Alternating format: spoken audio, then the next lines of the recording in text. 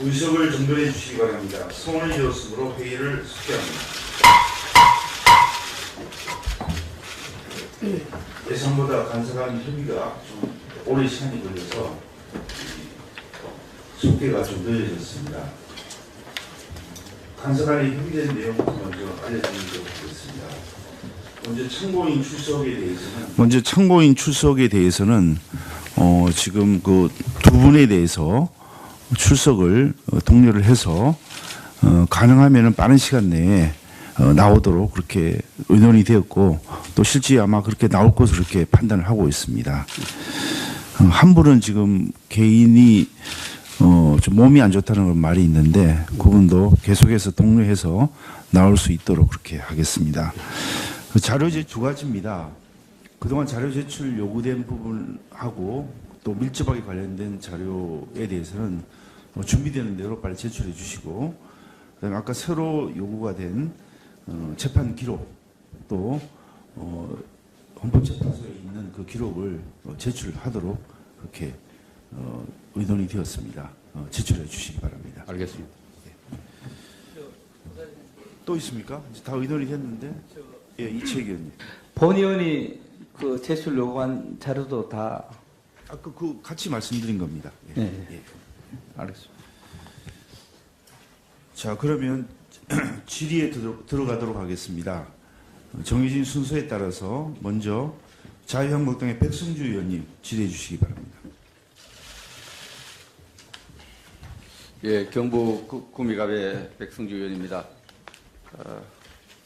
제가 드릴 말씀이 아닌지 모르지만 참고인들 오래 기다리게 해서 좀 송구하다는 말씀 먼저 드립니다.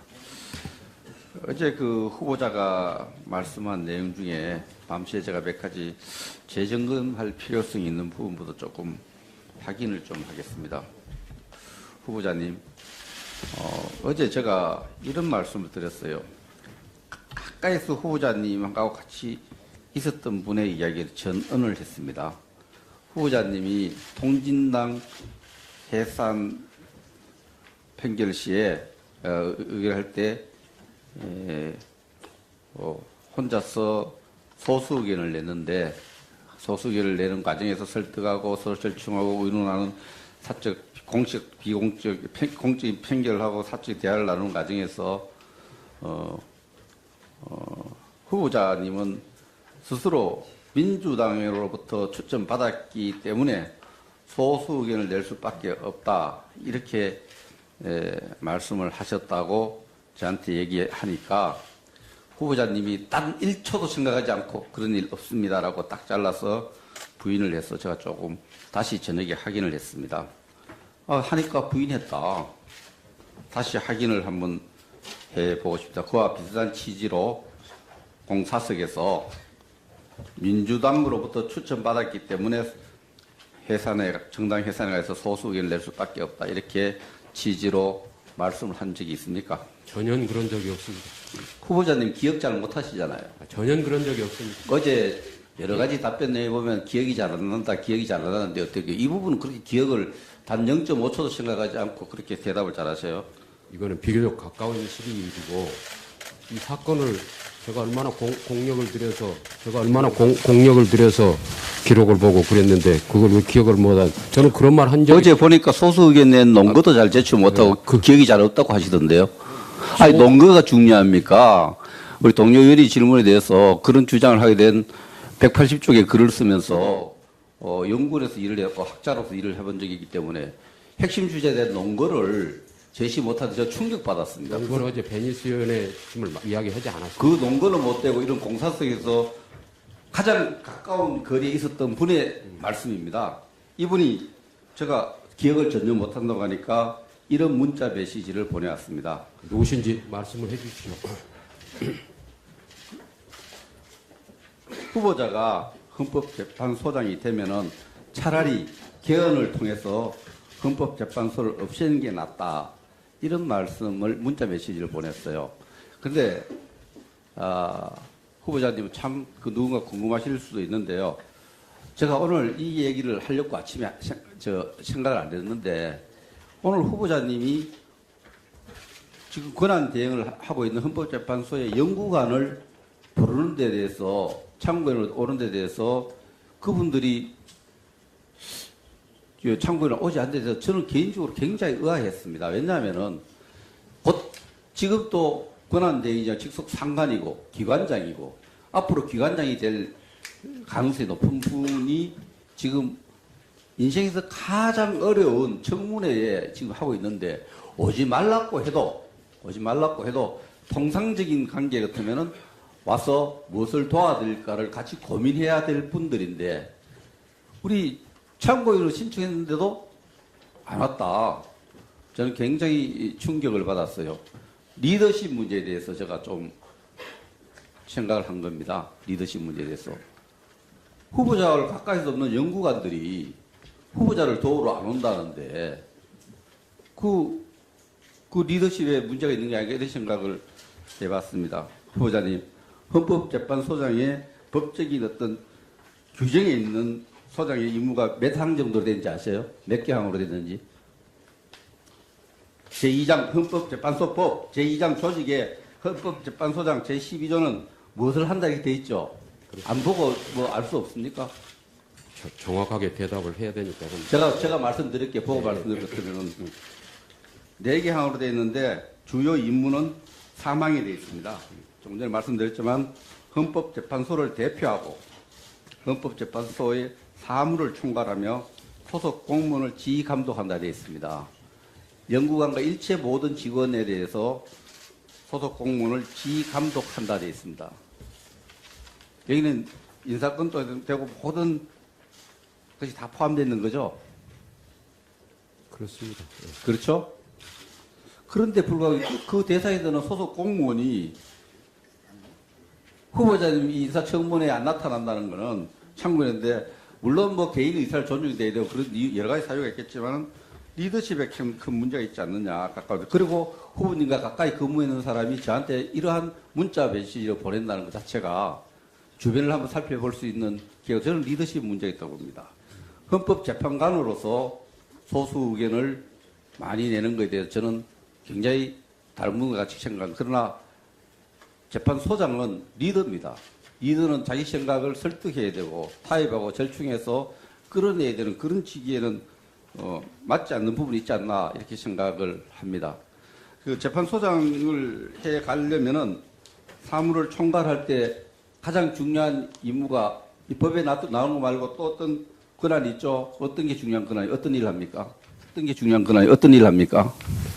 그건 이 재판부 평의를 이끄는 중요한 일을 합니다. 재판부 재판 지휘를 하고 주심 재판관을 임명할 수 있죠. 주심을 지정을 할 수 있는 주심은 기계적으로 물론 지정됩니다. 의견을 수렴하여 주심을 정하고 또 기일을 정하죠. 기일을 정합니다. 그렇죠. 매우 중요한 일을 합니다. 그래서 이러한 일을 하는 데 있어서 기일을 정하고 재판부를 주심 재판관을 정하고 이런 문제에 있어서 정치적 중립성이 필요하기 때문에 임기 6년이라는 걸 부여하는 겁니다. 임기 6년은 다른 외부의 간섭 없이 독자적으로 헌법재판소를 운영하도록 하기 위한 제도 장치예요. 그런데 어제 말씀하시는 거 보면은 이 6년의 의미를 잘 모르는 것 같아요. 왜 국가가 6년의 임기를 네, 백승주 의원님 수고하셨습니다. 다음 김성수 의원님 질의해 주시기 바랍니다. 네, 더불어민주당의 김성수입니다. 참고인 여러분 오래 기다리게 해서 죄송스럽습니다. 참고인께 질문드리겠습니다. 헌법 8조 사항에 대해서 질문하겠습니다. 정당 해산의 요건을 규정을 하고 있는데 그게 정당 해산 요건 규정과 함께 또 정당 해산을 용이하게 하기 위해서라기보다는 정당 해산의 요건을 엄격하게 제한해서 정당의 존속을 보호하려는 정당 보호 조항의 의미도 크다. 저는 그렇게 알고 있습니다. 이 부분에 대해서 정당 해산의 의미가 어떤 것인지 좀 간략하게 설명해 주시기 바랍니다. 특별히 보호하고 있는 것은 일반적으로 국민들이 기본적으로 가지고 있는 결사의 자유 그에 의해서 보호되는 결사보다도 정치적 결사를 더 강하게 보호하기 위해서 정당 해산 조항을 별도로 두고 있습니다.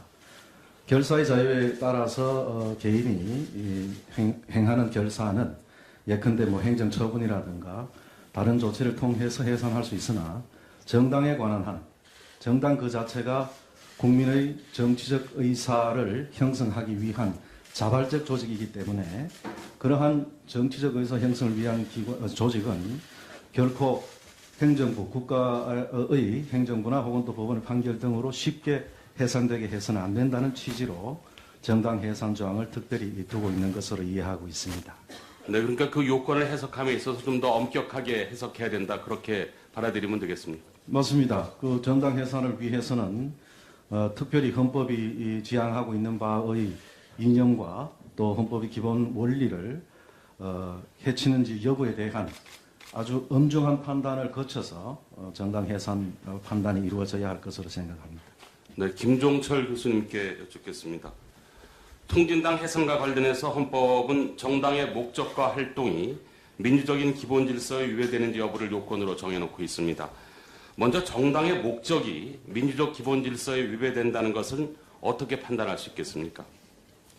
예, 목적을 판단하기 위해서는 그 정당이 표방하고 있는 강령이나 그동안의 어떤 정책 문서, 선거에서의 어떤 활동, 주장, 그리고 뭐 당원들의 활동 등을 종합적으로 판단해서 그 목적을 판단할 수 있을 것으로 보고 통진당 결정에서도 현재는 그런 기준을 밝힌 것으로 이해하고 있습니다.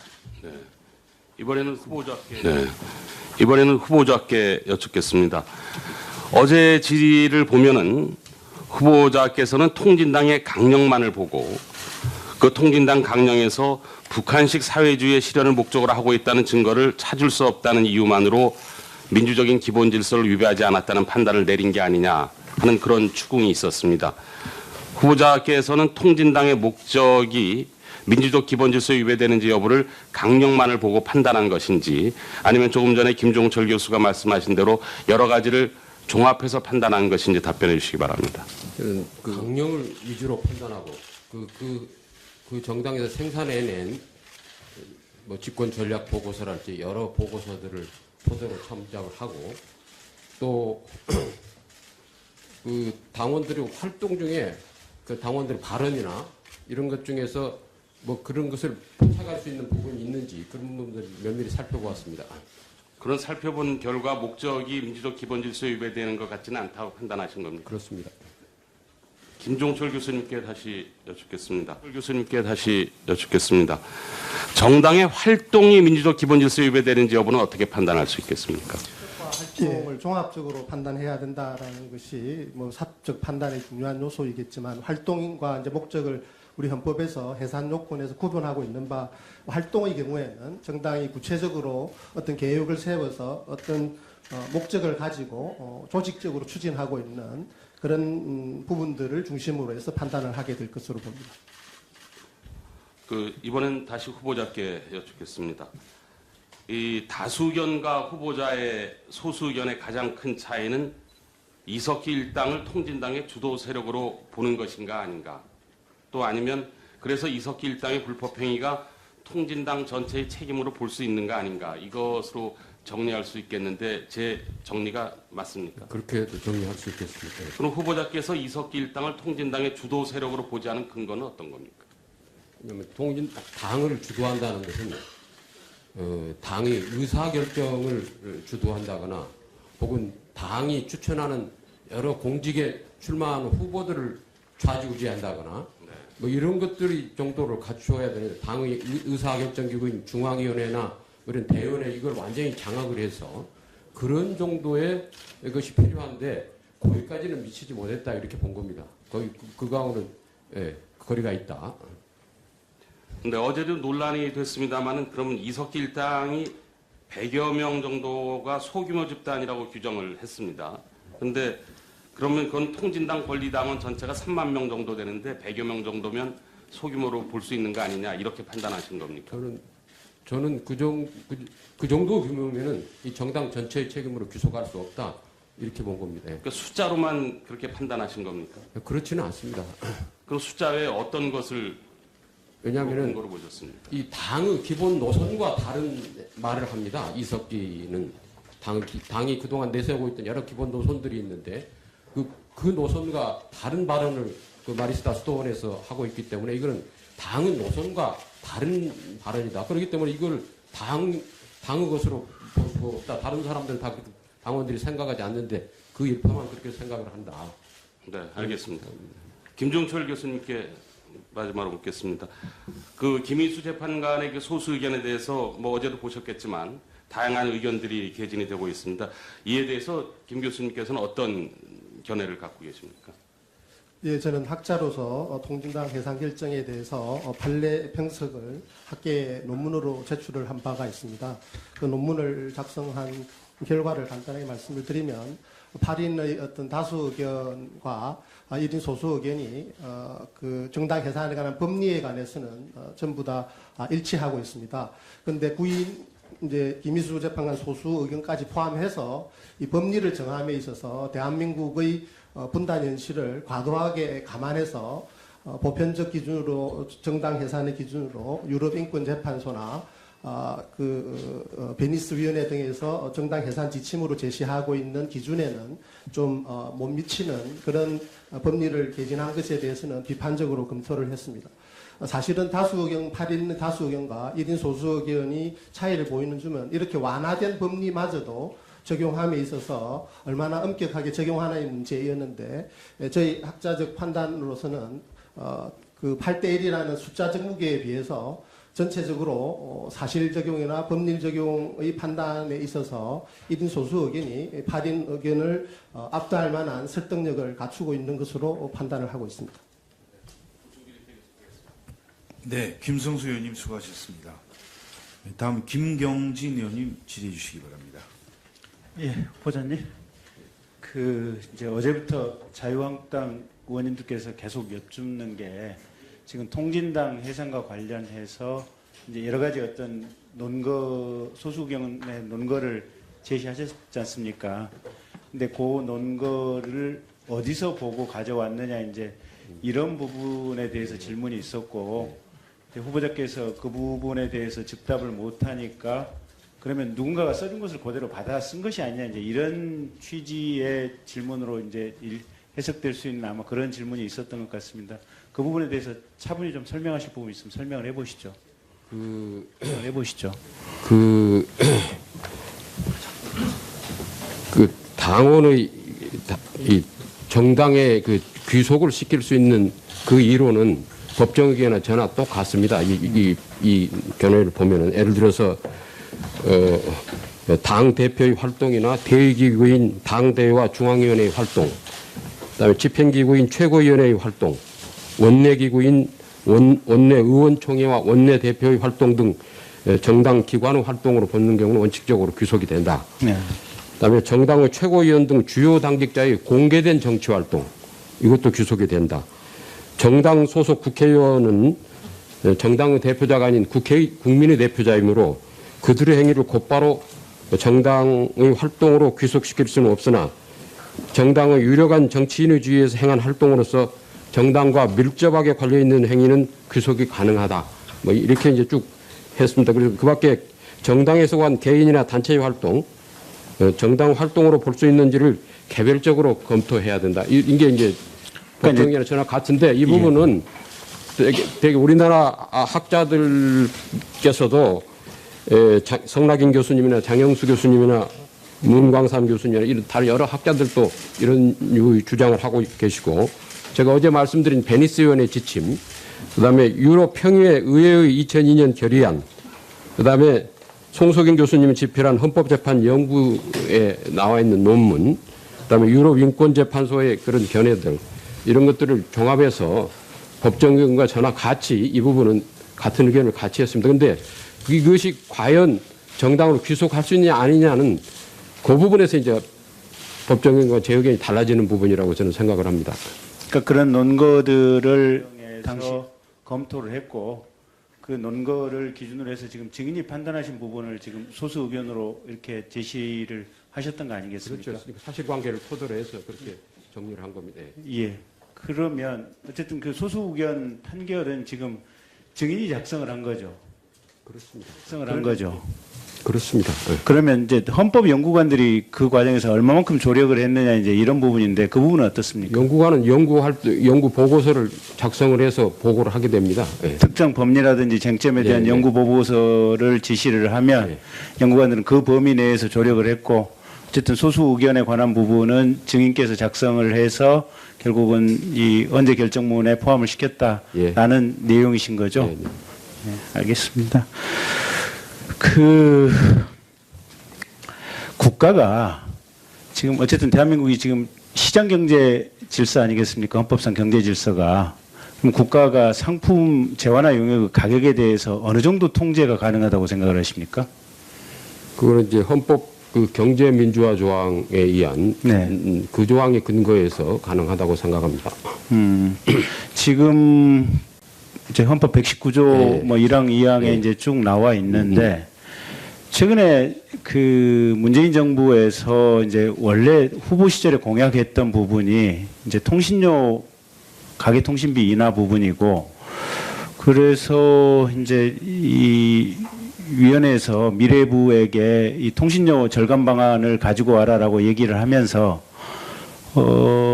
각 통신사에서 기본료를 없애도록 하라라는 얘기를 하는 모양이에요. 그래서 미래부에서 그거는 현행법상 불가능한 것이다라는 취지로 아마 답변을 한 걸로 저는 개인적으로 알고 있고 그랬더니 보고 못 받겠다라는 얘기가 있는데 그러면 정부가 통신사에 대해서 기본료를 폐지하라 또는 어떤 특정 서비스 요금을 인하해라 라는 요구를 하는 것이 현재의 헌법 질서상 가능하다고 보십니까? 그거는 이제 사기업에 직접 지시를 하는 형태인데 이 통신 산업은 좀 특수성이 있는 것 같습니다. 네. 그래서 제가 그 부분은 아주 그 천착해서 보지는 않았지만 이 통신 산업의 특수성이기 때문에 아마 직접 지시라기보다는 어떤 다른 형태로 해서 이게 뭐 예를 들어 행정 지도랄지 여러 방법으로 갈 수 있는 방법이 아닌가 싶습니다. 행정 지도를 하는 것은 그러면 합헌이라고 보십니까? 근데 그 부분이 핵심이거든요. 어차피 정부에서도 이게 실질적으로 무슨 가격 인하라고 하면 불가능한 거고 결국은 한다면 은근한 어떻게 보면 압력성 행정 지도를 할 수밖에 없는 건데 가격 인하를 하라고 하는 압력성 행정 지도가 과연 합헌적인 조치인지 그 부분에 대한 어떤 후보자의 의견을 한번 듣고 싶습니다.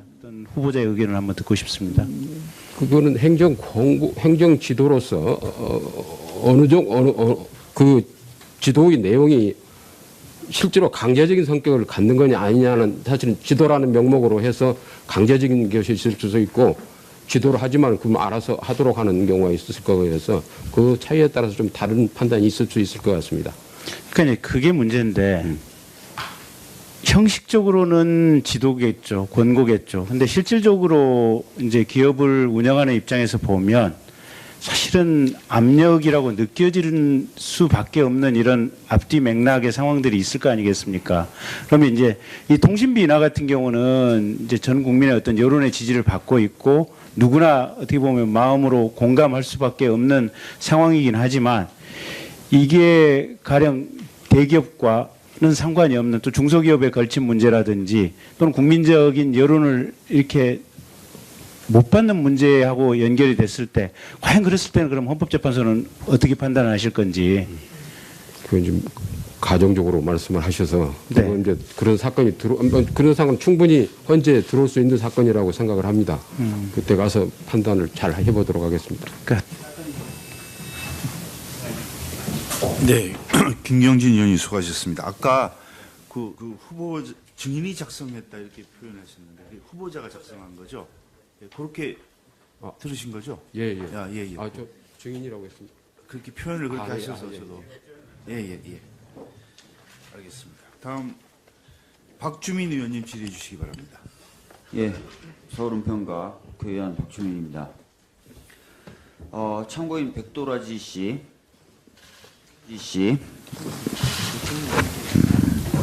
예, 백도라지 씨의 아버님인 백남기 님은 집회에 참가했다가 경찰의 직사살수에 가격당해서 사망하셨죠? 네, 그렇습니다. 간단하게 잠깐 설명을 해주실 수 있나요? 네, 그때 저희 아버지는 그러니까 2015년 11월 14일 시위에 참가 중이셨고, 종로구청 앞 사거리 쪽에 있는 시위대에 함께 계시다가 경찰의 직사살수에 맞아서 의식불명 상태로 병원에 계시다가 한 10개월 정도 투병하시다가 돌아가셨습니다. 알겠습니다. 김종철 참고인, 기본권 침해 행위가 종료됐다 하더라도 반복될 가능성이 있거나 혹은 헌법적으로 해명돼야 될 필요성이 있으면 그러한 기본권 침해 행위에 대해서 헌법재판소는 다룰 수 있죠? 예, 헌법 소원이 제기되어 있는 경우에 그런 헌법 소원을 진행하기 위한 소송 요건 혹은 적법 요건이라 불려지는 형식적 요건이 있습니다. 헌법재판소법 68조 1항이 기본적으로 정하고 있고 그것을 더 구체화해서 헌법재판소가 판례로 그것들을 정립시켜 놓고 있는데 그것에 의하면 일종의 권리 보호 이익이라고 해서 기본권 침해 상태를 구제할 수 있는 상태가 있을 것을 요건으로 합니다. 근데 예외적으로 헌법재판소는 기본권이라는 것이 헌법적으로 중요한 어떤 국민의 권리이기 때문에 설령 그 특정 헌법 소원의 당사자인 개인에게 그런 권리 구제가 이미 이루어진 상태라고 하더라도 향후 그러한 사태가 반복되지 않도록 방지하고 중요한 헌법적 어떤 해명의 필요를 통해서 공권력이 헌법을 위반하고 기본권을 침해하지 못하도록 하기 위해서 심판 절차를 종료하지 않고 속행해서 심판을 내리는 그런 예외들이 있습니다. 예, 방금 참고인이 말한 것처럼 기본권 침해 행위가 종료됐다거나 또는 침해됐던 종료됐다거나 또는 침해됐던 기본권에 대한 구제 절차가 진행됐다 하더라도 이후에 그런 침해 행위가 반복될 가능성이 있거나 또는 헌법적으로 그 의미를 해석하는 것이 중요한 의미가 있다고 했을 땐 예외적으로 각하를 시키지 않고 재판 절차를 진행해서 헌법적인 결론을 내리곤 하죠. 예, 그 헌법재판소의 판례로 그것이 확인된 바가 있습니다. 확인된 바 있죠. 사실 그래서 참고인 백도라지 씨의 아버님인 백남기 어르신은 경찰의 직사살수에 의해서 사망하지 않을 수도 있었던 것입니다. 무슨 얘기냐면 2011년도에 이미 직사살수가 문제가 돼서 뇌진탕이라든지 각막 손상을 입은 사람들이 청구인이 돼서 헌법소원을 제기했었고 그때 직사살수가 위법하다 또 위헌적이다라는 것이 확인이 됐다면 2014년에 백남기 어르신의 경우에 그런 어떤 2015년 백남기 어르신의 그런 일은 반복되지 않았을 가능성이 저는 있다고 봅니다. 그런데 2011년 관련됐던 그 사건의 경우에 헌재 법정 의견은 반복될 가능성이 없다. 즉 이 정도로 위법하고 불법한 경찰의 직사살수 행위는 반복될 가능성이 없다라는 굉장히 어떻게 보면은 만연한 태도로 각하를 했고 결정을 내리지 않았습니다. 판단하지 않았습니다. 본안 판단하지 않았습니다. 그 결과 아까 말씀드렸던 것처럼 직사살수에 의한 생명 침해 사건이 반복됐던 것입니다. 후보자께 질의를 좀 하도록 하겠습니다. 종종 보면은 헌재는 기본권 침해가 명백하고 시민들이 봤을 때는 충분히 반복될 가능성이 있는 그런 어떤 행위의 경우에 임에도 불구하고 만연히 공권력을 신뢰해서 반복될 가능성이 없다라는 식으로 해서 각하하는 경우들이 있어 왔습니다. 근데 그런 것들이 방금 말씀드리셨던 백남기 어르신의 경우에는 굉장히 처참한 결과를 낳기도 합니다. 후보자가 소장이 된다면 이런 부분에 있어서 좀 더 적극적인 태도를 취하고 그래서 기본권 침해가 재발되지 않도록 노력하시겠습니까? 그 사건에서도 본안 판단을 해야 되고 그것이 잘못된 것이라는 걸 제가 소수견에서 지적을 했었는데 그 반복 가능성이라고 부인을 했는데 바로 얼마 안 돼서 그런 결과가 발생한 데 대해서 저도 좀 안타깝게 생각을 했습니다. 헌재가 그때 명확하게 이 부분을 합헌이든 위헌이든 판단을 해줬더라면 좋았을 텐데 하는 생각을 지금도 가지고 있습니다. 네, 알겠습니다. 참고인 김종철 교수에게 다시 한번 묻도록 하겠습니다. 우리나라의 정당 해산 제도는 독일에서 온 방어적 민주주의와 함께 1950년대에 있었던 진보당 해산 사건, 그러니까 등록 취소 사건 두 가지를 이론적 근거로 하고 있다라고 어제 좀 이야기가 됐었습니다. 그래서 정당을 해산함으로써 민주주의를 지켜야 된다는 그런 목적도 있지만 반면에 행정 권력, 국가 권력에 의해서 정당이 쉽게 해산되는 것은 또 막아야 된다, 보호해야 된다라는 취지도 있다라고 이야기가 됐습니다. 1950년대에 해산됐던 진보당의 경우에 2011년도 재심을 통해서 불법 결사가 아님이 확인이 됐었죠. 예, 그렇게 알고 있습니다. 해산 무렵에도 그 진보당이 갖고 있었던 진보당이 갖고 있었던 목적이나 이런 것들이 해산 당시에는 위헌적이다, 민주적 기본 질서를 침해한다라고 판단이 됐지만 2011년도의 재심에 의해서는 그렇지 않다라고 판단이 됐었죠. 뭐 그 58년 사건의 경우에는 사실 행정적 판단이었기 때문에 네. 사법적 판단의 어떤 무게와 비교할 여지는 적다라고 생각이 되었습니다. 예. 그 당시 행정적으로 판단해서, 그러니까 불법 결사라고 판단해서, 판단했던 부분에 대해서 2011년도 대법원은 재심을 통해서 갖고 있었던 강령이라든지 이런 것들을 분석했을 때,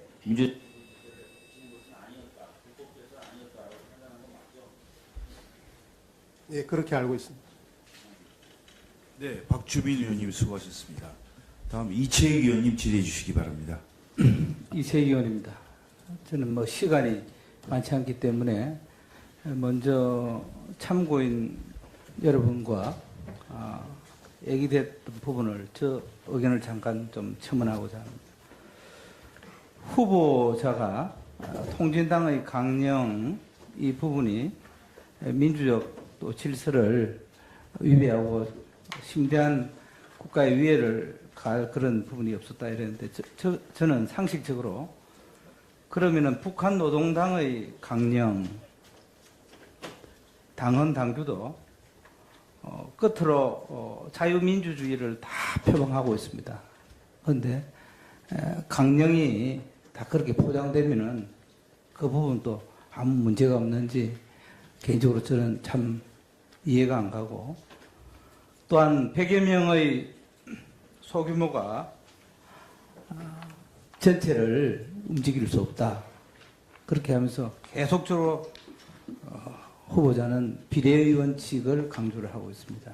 그런데 과연 그러한 생각을 우리 대한민국 국민이라면은 남북 분단 상황에서 어제 얘기했듯이 국정원과 검찰이 10가지 넘는 죄목을 걸었고 또 대한민국 대법원이 전원일치로 9년을 선고한 부분을 유독 헌법재판관 김희수 후보자만 소수 의견 낸 부분을 얼마나 동의할 것인가.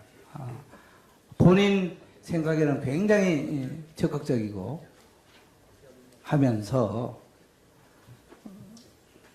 전체 또 다른 사람에 대해서는 굉장히 무거운 잣대를 들이대는 이중적인 모습을 저는 볼 수 있다. 저는 그런 생각을 갖습니다. 자, 질문 드리겠습니다.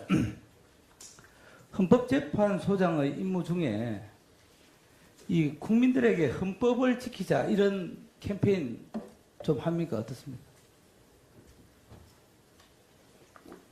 여러 가지 헌법 교육을 많이 하고 있습니다. 그럼 하죠. 그런데 저는 먼저 후보자는 헌법재판소장 자격이 안 된다고 하는 것은 어제도 제가 얘기했지만은 기초질서 이것도 지금 지키지 않고 있습니다. 본인이 지금 주정차 위반 26회, 버스 전용 차선 2회, 속도 위반 2회 했습니다. 이것도 기초질서도 안 지키는 분이 어떻게 헌법을 지키겠어요?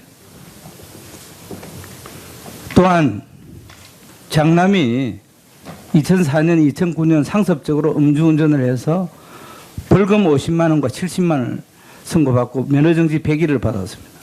또 차남도 2011년 음주운전으로 벌금 50만 원을 선고받고 면허정지 100일을 받았습니다. 후보자께 묻습니다. 벌금과 과태료가 어떻게 틀립니까? 과태료는 행정적인 제재고 벌금은 형사 처벌입니다. 그렇죠. 이건 분명히 형사처벌이죠. 벌금을 당해서. 그렇습니다. 그런데 왜 어제는 과태료라 하겠어요?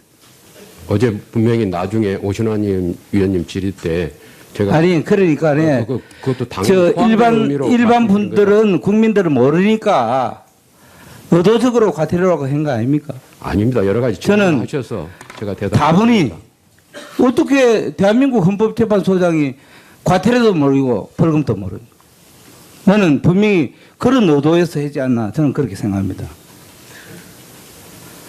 또한 어제 후보자는 배용주 씨라고 얘기를 안 하고 계속 배용주라고 했죠. 그건 제가 정확하게 어떤 후보자는 자기가 한 얘기에 조금만 더 하면 모른다, 기억이 없다. 배용주 어떻게 후보자가 그렇게 명석한 분이 그걸 몰라요? 글쎄 배용주라고 뭐 불렀을 수도 있고 배용주 씨. 그러니까 국민들이 분노하는 거예요. 어제 배용주라는 얘기를 계속 하는 것을 얘기를 듣고 자식들이 밤새 잠 한숨 못 자고 본인은 사죄가 됐다고 생각합니까?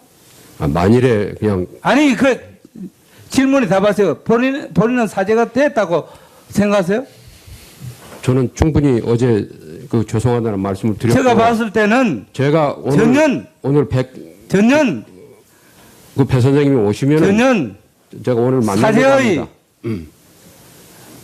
뜻을 저는 발견하지 못했습니다. 어떻게 지금 국회에서 10분 거리에 계신 분인데 37년 동안 사과 한마디 안 하고 또 2012년도에도 재심 결정을 또 몰랐다. 그걸 봐서 내가 마음의 결정을 하겠다 했는데 4년 5년이 지나서도 일체 사과 안 했잖아요. 그러니까 후보자는 이번에 헌재 소장 지명을 받지 않았으면은 영원히 사과할 분이 아니에요. 행동하는 양심을 압니까? 그 말 압니까? 행동하는 양심의 뜻이 뭡니까? 한번 답 한번 해보세요. 우리 김대중 대통령께서 아주 좋아하는 말씀이시죠. 저는 젊은 시절 민주화 운동을 했던 사람입니다. 저는 김대중 대통령의 행동하는 양심을 참으로 마음 깊이 생각하는 분입니다. 행동하지 않으면은 의미가 없어요. 후보자는 지금까지 제가 첫날 주질의 할 때도 얘기를 했지만은 승승장구 탄탄대로 권력의 길을 쫓았습니다. 그렇기 때문에 말은 소수자 군익을 얘기하지만은 전혀 그렇지 않았습니다. 그 엄혹한 5.18 당시에 고문받고 말할 수 없는 그 받을 때 소수자 권익을 위해서 뭘 했습니까? 그분의 정말 이 이면사를 한 번이라도 판단하기 위해서 물어봤습니다. 본인은 지금도 그 당시에 시대 상황, 실정법의 한계를 넘기 어렵다. 제가 질문합니다. 그렇게 군 법무관 때 김일수 재판관을 물고문하고 고문받은 적 있습니까? 고문받은 적 있습니까? 저는 뭐 재판관 때 고문받은 적은 고문받은 없습니다. 적 없죠? 예. 그러면은 무슨 뭐 때문에 실정법에서 한계를 넘기 어렵다. 그게 자기 변명 아니에요. 그렇지 않습니다. 그러니까 제가 행동하는 양심을 말하는데 그럴 때 만약에 내가 고문을 당했기 때문에 판사로서 올바른 내가 판단을 못했다. 이렇게 하면 그는 얘기했지만 전혀 고문받고 강압적인 그 조치가 없었는데도 불구하고 선량한 양민을 배움주시 말고 그 아내자들, 여고생들 많이 실정법 위반했다고 구속시켰잖아요. 그러면 말과 행동이 같아야 될 거 아닙니까? 그렇기 때문에 제가 그 실정법 한계를 벗어나기 어려웠다고 말씀드린 겁니다. 도덕적으로도 안 맞고 정치적 중립성과 독립성은 말할 필요도 없고 그렇게 해서 전효숙 지명자, 이동욱 지명자는 사소한 문제로 다 낙마했지만은 상관왕을 모두가 수십 개 달려있는 후보자를 절대 지명해서도 안 되고 통과할 수도 없다고 저는 생각합니다.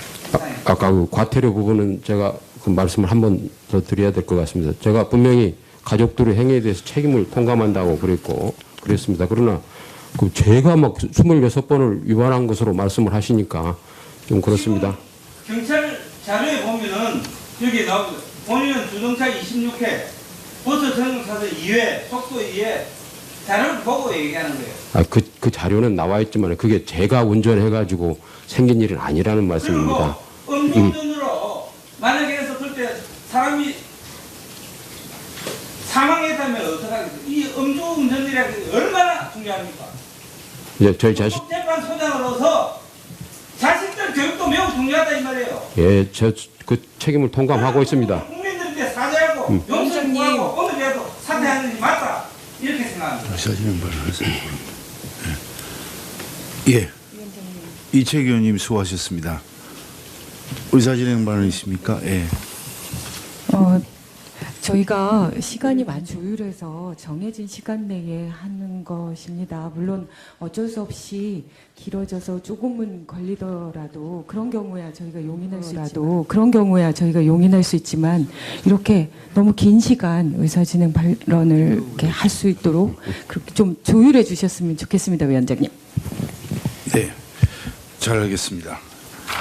예, 다음은 정춘숙 의원님 네. 질의해 주시기 바랍니다. 예, 더불어민주당 정춘숙 의원입니다. 김종철 참고인께 질의하겠습니다.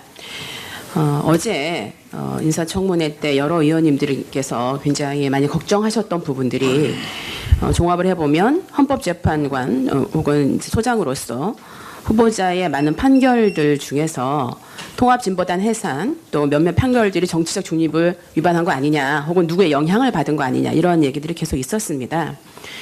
사실 정치적 중립성은 특별히 헌법재판소나 관련자 예감 용의 요청되는 사항은 아니고요.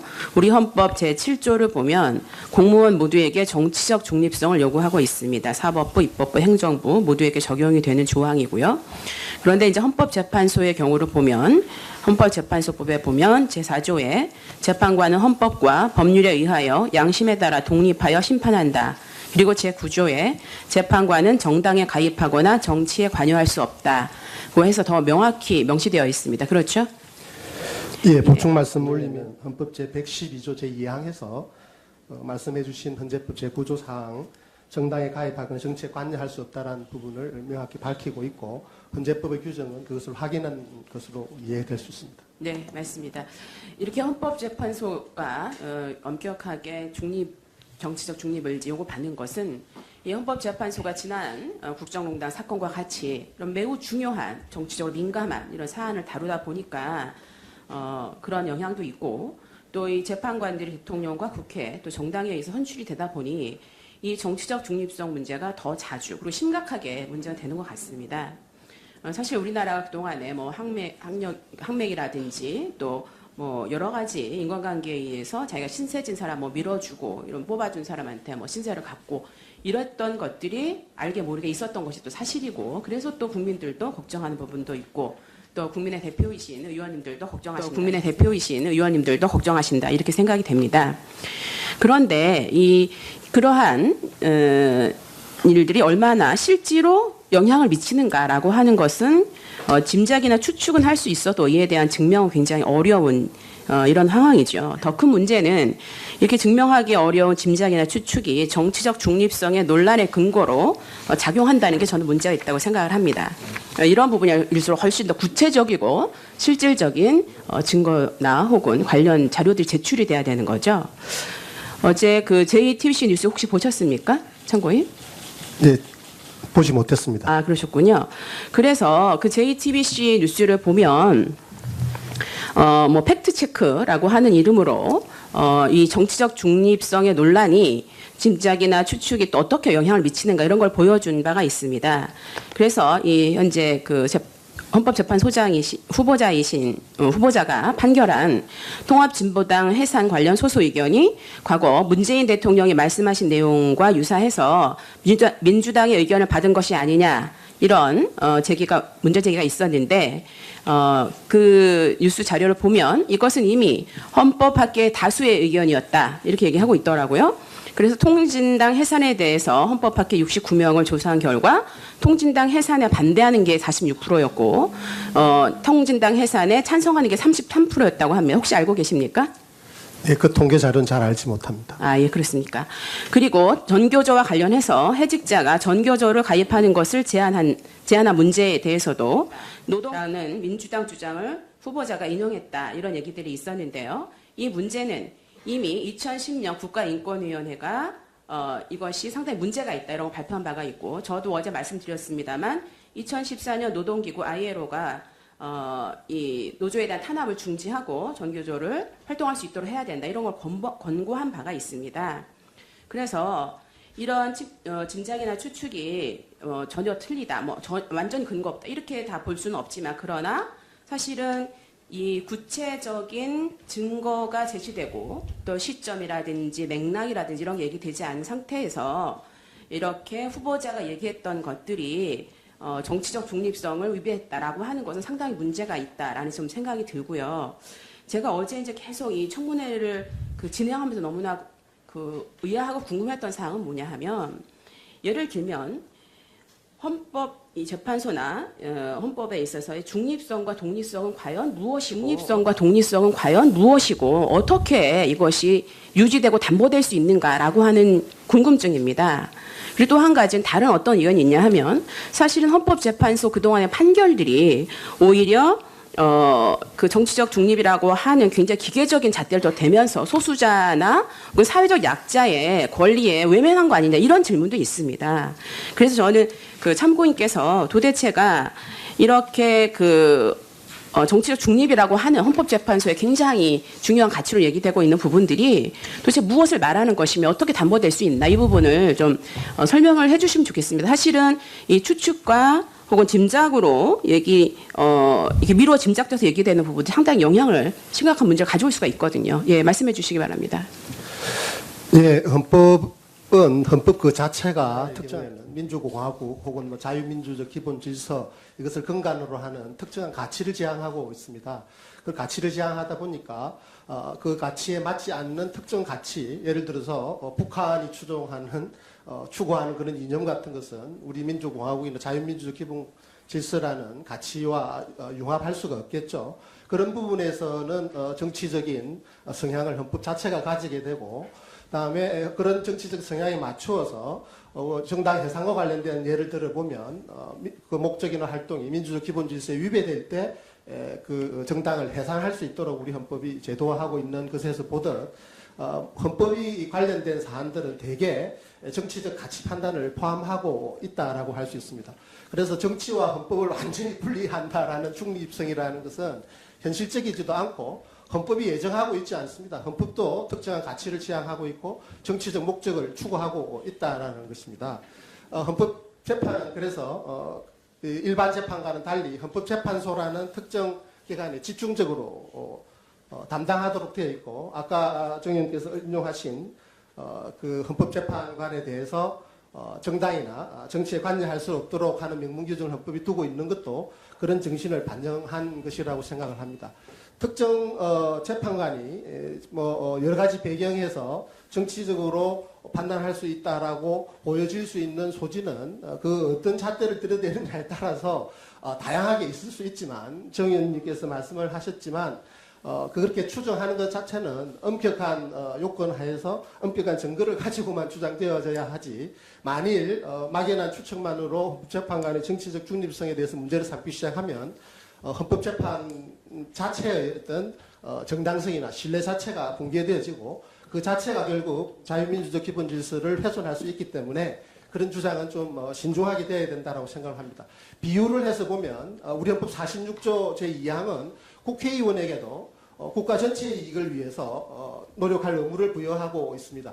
그런 면에서 정파정을 떠나서 어떤 국회의원의 직무 수행을 하도록 되어 있는데 헌법재판관에 대한 청문 과정에서 그 정치적 의도를 의심할 때에는 그것이 일반 국민들에게 미치는 어떤 신뢰의 효과 등을 고려해서 신중해야 한다라는 정 의원님 주장에 저는 찬성을 하고 있습니다. 감사합니다. 네, 정춘숙 의원님 수고하셨습니다. 다음 오전 질의 마지막이 되겠습니다. 곽상도 의원님 질의해 주시기 바랍니다. 예. 혹시 어제 이제 제가 이제 19건의 판결을 이제 처음 이제 그런 얘기를 이제 꺼내고 그런 부분에 대해서 우리가 관심 있게 이제 봐야 될 필요가 있다고 이제 말씀드렸습니다.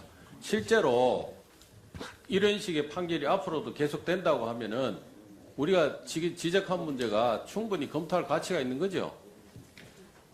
송구섭 제가 어제 짧게 좀 말씀해 주세요.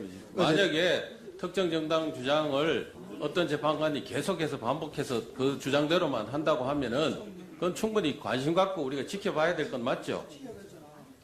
예, 뭐 원론적으로 보면 특정 정당의 주장과 판결의 어떤 결론이 얼마만큼 실정적으로 정합성을 가지는 것으로 연결될 수 있을지 그런 부분에 대해서 참고인께서도 한 번도 검토해 보거나 그런 관점에서 본 적은 없죠. 학문적으로 그 헌법재판관 특정인의 판결 성향에 대한 연구는 미국을 비롯한 여러 나라에서 발달되어 있습니다. 지금 그런 관점에서 관심을 갖고 우리 지금 후보자의 판결을 본 적은 없지 않냐 이 말씀입니다. 맞습니까? 우리나라에서는 아니 맞냐고요. 후보 참고인께 묻습니다. 저는 개인적으로 그런 연구를 직접적으로 수행한 적은 없습니다. 그래서 이런 내용에 대해서 깊이 좀 생각을 하시고 보고 그런 다음에 의견을 개진을 하시는 게 좋겠다는 이런 말씀을 드립니다. 자, 후보자께 좀 묻겠습니다. 그 자제분 분양받은 아파트 관련해서 자료를 새로 내주셔서 고맙습니다. 그런데 이제 우리 사주는 이제 2007년도에 취득한 걸로 되어 있는데 등재가 안 돼 있더라고요. 재산 신고에는. 왜 그렇습니까? 간단하게 좀 말씀 주시죠. 이게 취득 시기는 제가 정확하게 모르고 판매 시기가 그렇다는 겁니다. 취득 시기도 2007년으로 돼 있는 걸로 제가 봤는데요. 제가 그 자료에는 6년인가? 정확하게 보지는 못했습니다만 제가 2006년인가 7년으로 봤는데 이게 왜 예탁 일자가 2006년이네요. 2006년 7월 6일 뭐 이렇게 돼 있는데 이 재산 등록 서류에는 이게 장남의 재산으로 등재가 안 돼 있거든요. 그때는 저는 그 자체가 우리 사주 조합 걸로 이렇게 판단을 했었습니다. 이게 법에 근거가 있거나 뭐 이런 확인해서 이렇게 한 게 아니고 예탁은 이미 그 후보자 아들 이름으로 예탁을 했음에도 불구하고 그 후보자가 판단을 해서 등록을 안 했다 이런 말씀이네요. 아니, 제가 판단한 것이라기보다는 제가 그런 거 자체가 있는지를 잘 몰랐는데 그때 요 지난번 청문회 때 보니까 그런 것이 자기가 그런 걸 팔아가지고 그런 일이 있었다 그래가지고 제가 그걸 확인을 했었습니다. 그러면은 재산 등록할 때 장남의 다른 재산은 다 등록을 했는데 우리 사주가 가지고 있는 주식 2006년도에 예탁한 이 주식은 그러면은 그 재산 등록 안 하신 거네요. 그렇습니다. 예. 재산 등록하게 돼 있는 거 맞습니까? 저도 그 부분은 우리 사주 조합 거다 그 주식은 자기 개인의 주식이 아니고 저는 그렇게 알고 있습니다. 예. 등록 안 한 건 맞으시고요. 네. 또 두 번째로 2006년도 그 재산 등록 상황을 보면은 후보자 아들이 봉급 저축을 2,195만 원을 봉급 저축한 걸로 돼 있습니다. 그러면서 앞 페이지 보면은 첫 페이지 보면은 장남이 봉급과 금융기관 대출금으로 6,820만 원을 들여서 아파트 분양받은 계약한 걸로 돼 있습니다. 여기에 차액이 은행 대출받은 차액이 2,500만 원 정도 되는데 후보자의 아들은 급여 봉급 저축한 2,100하고 앞에 이 얘기한 2,500만큼 재산이 그만큼 되지를 않습니다. 급여 수준이 2004년도에는 급여 수준이 이만큼 안 되거든요.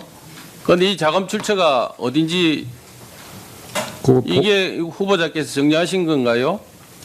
제가 거기 지난번 것에서 붙였었는데요. 거기 그동안 그 받은 돈들이 꽤 됩니다. 이 사람 얼굴 볼쭉 모아보면. 아니 후보자께서 내신 자제분 급여 내역을 보면은 2005년도에 3,300이라고 내 있습니다. 네. 그런데 여기 급여 영원에서 봉급 저축했다는 게 2,195만 원이고 앞에 또 봉급으로 그 입주아파트 분양금 냈다고 하는 게 2,510만 원입니다.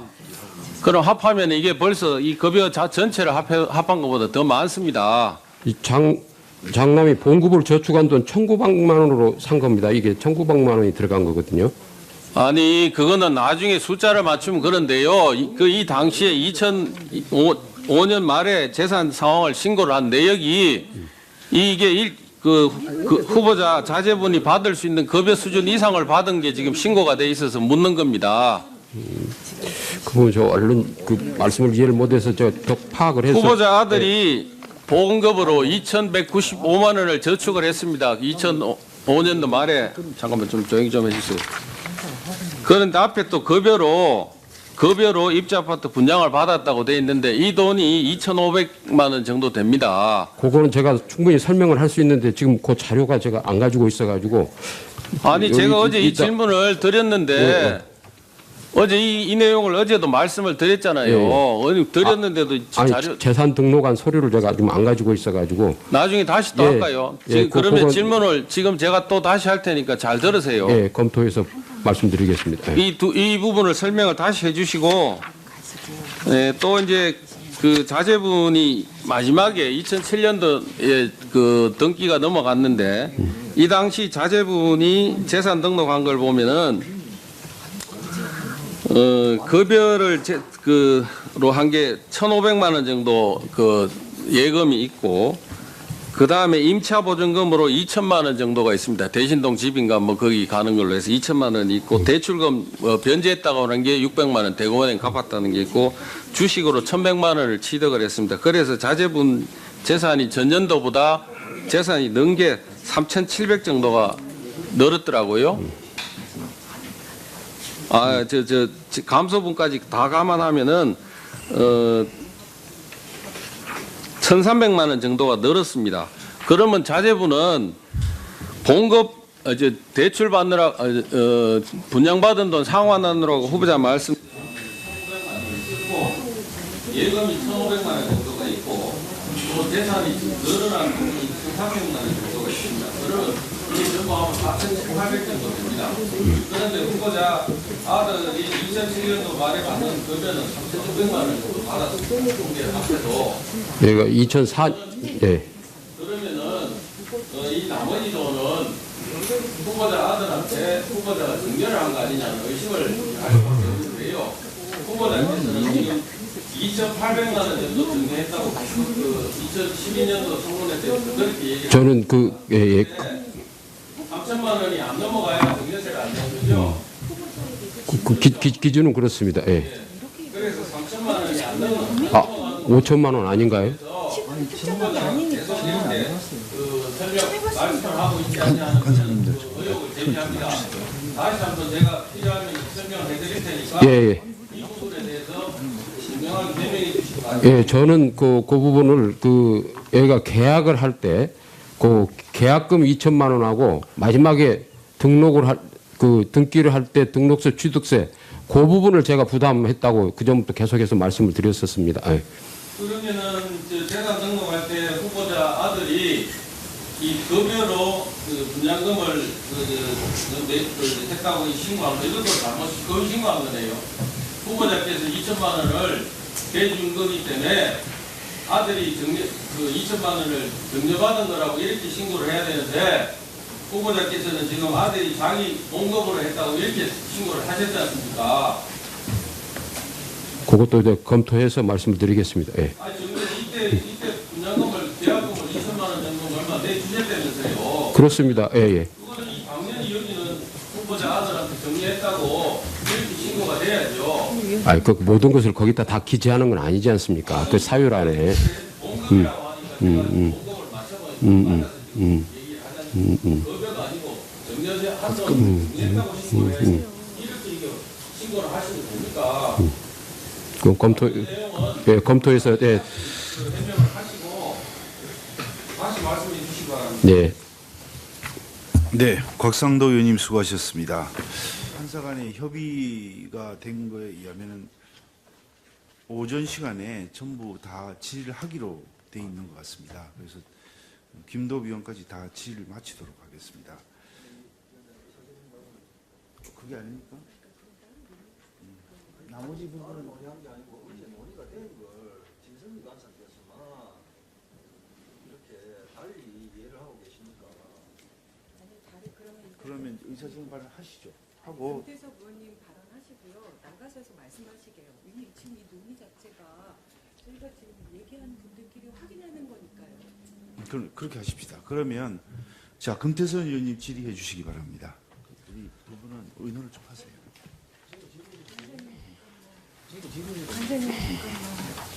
천천히 해도 되잖아. 멘티인데. 네, 질의하겠습니다. 서울 강서갑 출신의 더불어민주당 금태섭 의원입니다.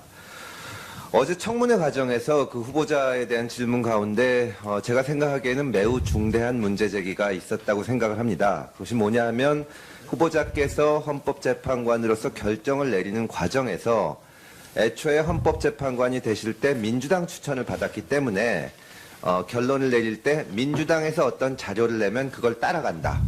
그 민주당 측과 후보자 사이에 어떤 의사연락이 있었다고까지는 말이 나오진 않았지만 후보자께서 민주당에서 어떤 얘기, 뭐 문재인 지금 대통령이 어떤 얘기를 한다거나 하면 따라간다는 얘기가 나왔는데 저는 이것은 대단히 중대한 문제 제기라고 생각을 합니다. 만약에 이것이 사실이라면 정말 헌법재판소의 정치적 중립성이 뿌리서부터 흔들리는 일이라고 생각을 하는데 먼저 후보자께 질문을 드리겠습니다. 그것이 사실입니까?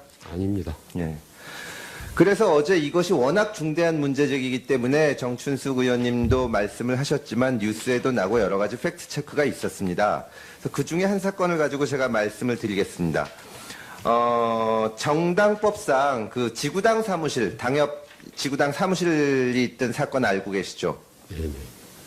네, 그 사건을 보면 원래 우리나라는 이제 지구당이 있어서 사무실을 두게 돼 있었는데 그게 지금 정당법상은 허용이 안 되고 있지 않습니까? 네.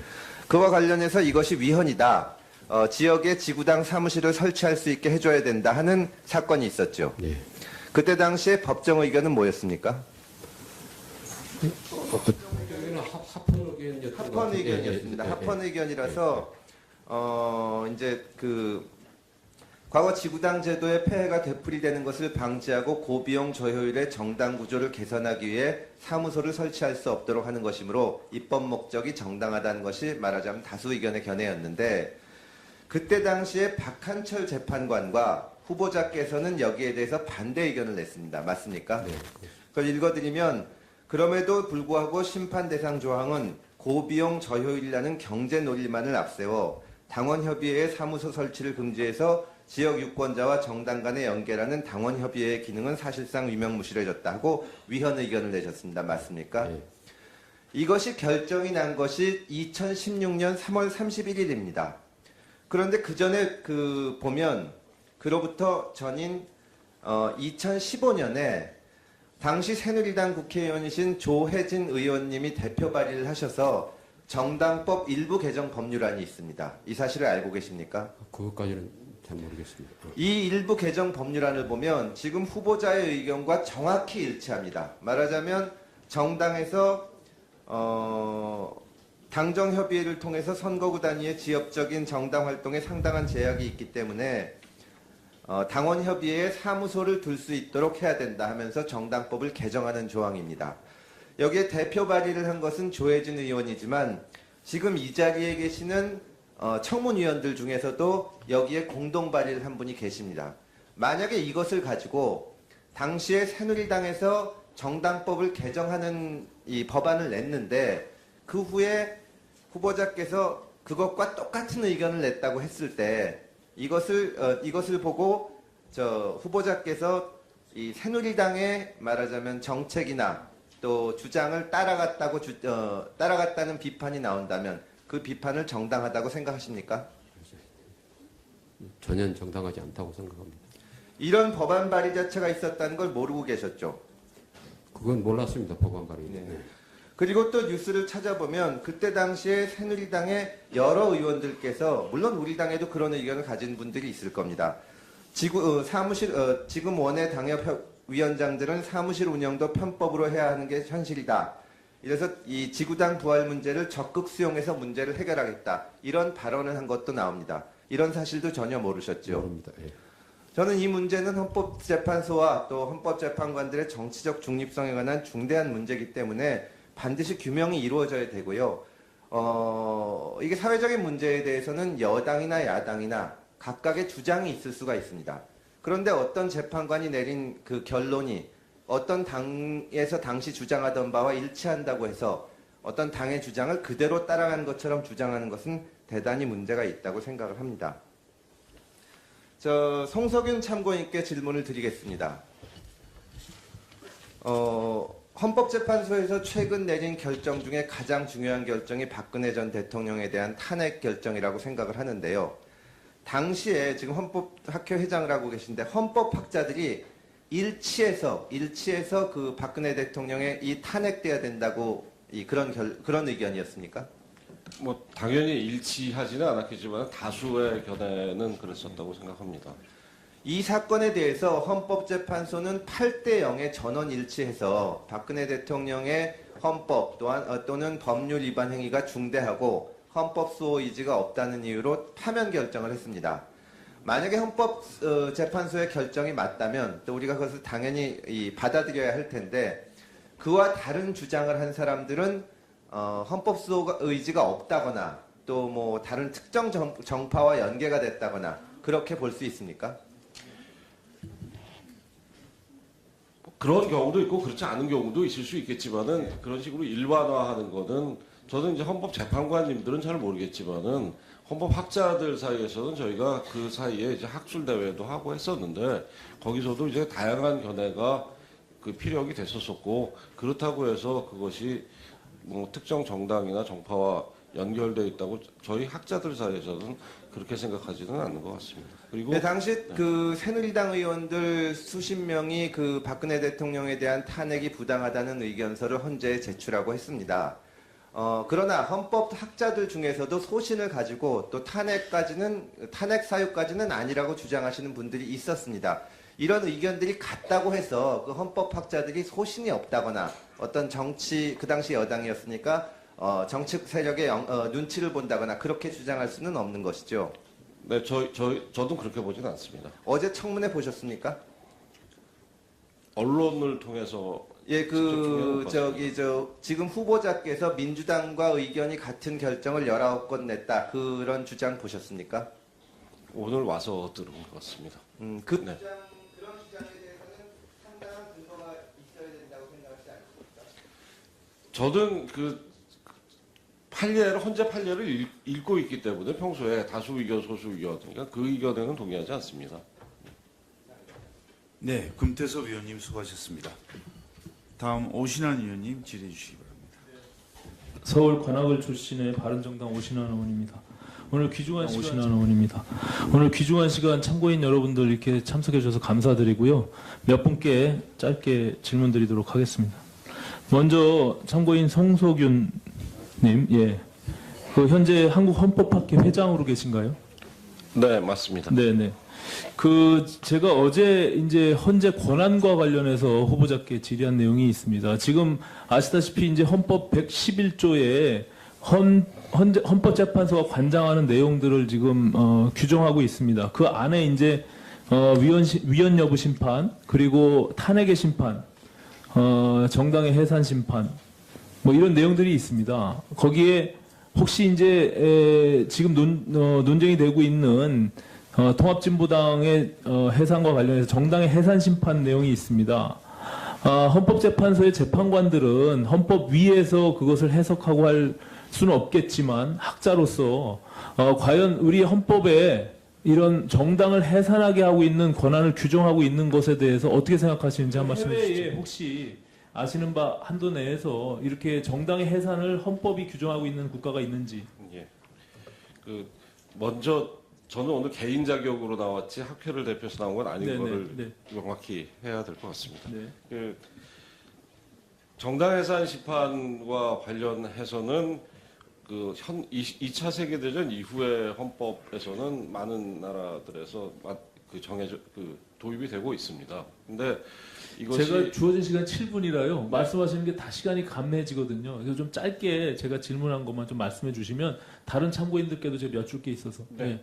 양해해 주시죠.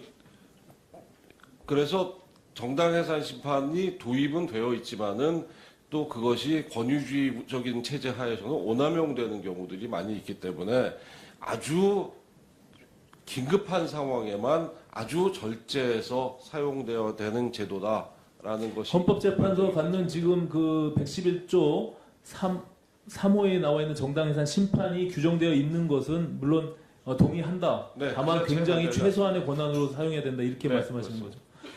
예, 그 이준일 참고인께 여쭤보겠습니다. 지금 김희수 후보자의 경우는 2012년도에 정당이 그러니까 국회가 선출하는 몫으로 추천돼서 지금 재판관으로 임하고 계십니다. 지금 대통령께서 헌법재판소장을 지명했습니다. 이제 임명 절차를 밟고 있는데요. 우리 헌법이 규정하고 있는 헌법 정신에 국회가 3명을 선출하게 돼 있고 또한 그 대법원장이 3명을 지명하게 돼 있고 또 대통령이 3명을 임명하게 되어 있습니다. 그런데 지금 국회가 추천한 몫을 대통령이 소장으로 지명함으로 인해서 이 3대 3대 3의 삼권분립 요 행위가 이렇게 어그러지는 부분들에 대해서는 어떻게 생각하시는지 한번 말씀해 주시겠습니까? 재판관 9명의 임명은 의원님 말씀하시는 게 맞는 것 같습니다. 다만 소장의 임명은 재판관 중에 물론입니다. 임명할 수 있도록 되어 있기 때문에 재판관이 어디에서 지명되는지 상관없이 대통령 절차상의 문제를 삼고 있는 것은 아니고요. 예. 당연히 그거는 뭐 합법적인 절차로 가는데 다만 헌법이 규정하고 있는 3대 3대 3의 기본적인 헌법 정신이라는 것이 있는데 결과적으로 과거에는 이런 경우가 없었습니다. 처음으로 국회가 추천하는 몫을 대통령이 지명함으로 인해서 더군다나 15개월짜리 헌법재판소장을 임명하는 절차를 밟고 있습니다. 그 부분에 대해서 헌법이 심대하게 독립성이나 중립성을 해야 할 가능성이 있다라고 보여지는 것인데요. 그 부분에 대한 다른 의견은 없으신가요? 저는 뭐 그렇지 않다고 봅니다. 예. 어쨌든 뭐 재판관 구성은 국회나 대법원 대통령이 할 수 있지만 뭐 헌법에 그렇게 재판관 중에 소장을 지명할 수 있다고 되어 있기 때문에 물론 헌법에 문제는 없다고 규정되어 생각합니다. 알겠습니다. 그 이헌환 참고인께 여쭤보겠습니다. 예. 그 소수 의견이 당연히 존중되고 그 소수 의견이 존중되는 사회는 건강한 사회이며 필요하다고 생각합니다. 다만 그 다수 의견이나 법정 의견보다 소수 의견이 더욱 옳은 방향이고 그것이 찬양 미화된다면 오히려 그 헌재 판결에 대한 권위나 그 정당성을 해칠 우려는 없는지 그 부분에 대해서 한 말씀해 주시죠.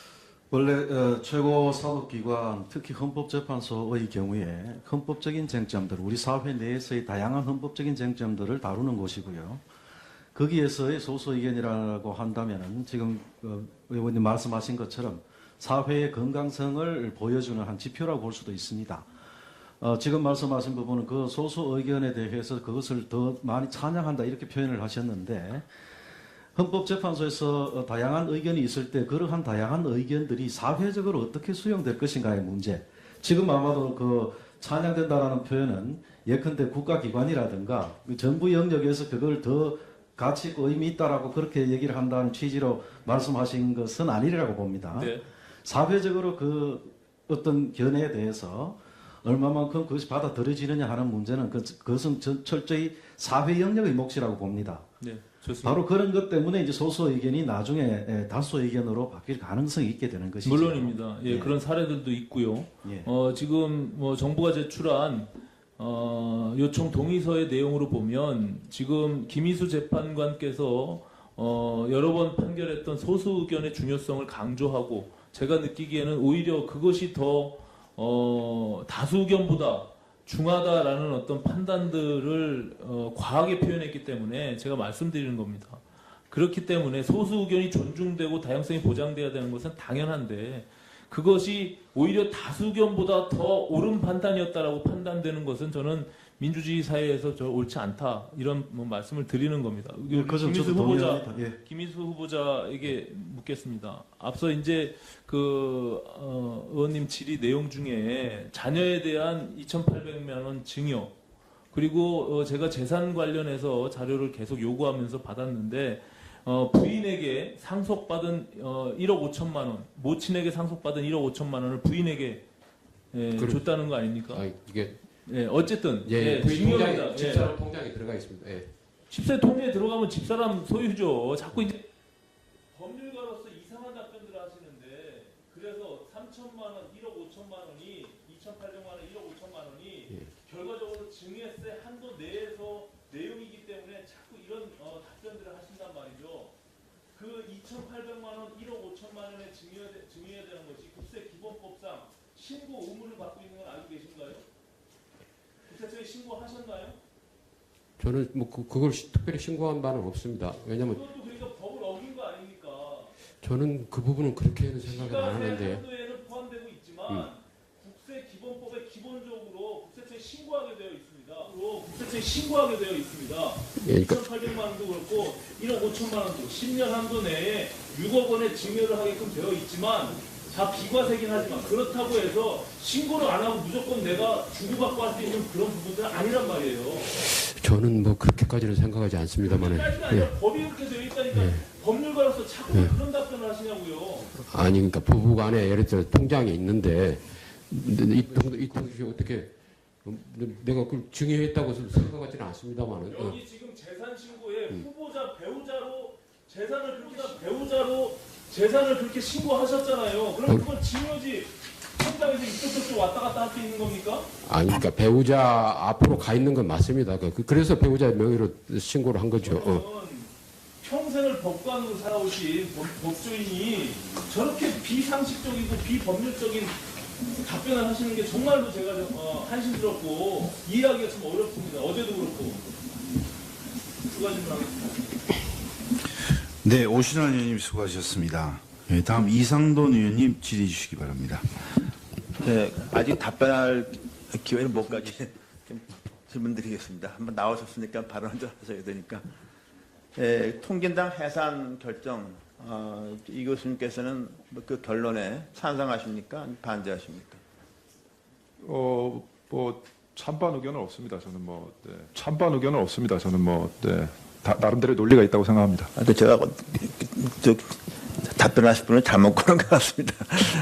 저는 둘 중에 하나 좀 의견을 갖고 계시다고 생각했는데, 그런 보시기에 다수 의견, 그러니까 해산 결정을 하는 다수 의견에서 보시기에 가장 치명적인 중요한 결점이 있다면 뭘 들 수 있겠습니까? 다수 의견. 우리 지금 후보자님 말씀하셨던 것처럼 결국 그 이석기 일당이라고 부르는 그 부분이 과연 통진당의 전체 의사결정과 같은 것인가에 대한 사실 판단의 문제인 것 같습니다. 그 부분은. 그러니까 결과는 그것이 이제 후보자가 소수 의견에서 그게 핵심 아닙니까요? 그렇습니다. 저도 이렇게 생각하는데요. 또 교수님 보시기에 이 결정이 우리나라 정치 사회에 대해서 긍정적인 효과가 있었다고 봅니까? 오히려 부정적인 효과가 있다고 보십니까? 저는 기본적으로 아까 이제 생각을 여쭤보셨기 때문에 저는 그 정당해산 제도보다는 선거에 의한 정당의 이 구성이 더 민주적이라고 보기 때문에 이 제도는 아까 여러분이 말씀하셨던 것처럼 굉장히 엄격한 조건에서만 이루어져야 된다 이렇게 생각하고 있습니다. 물론 지도 그렇지만 결과적으로 통진당 해산이 됐지 않습니까?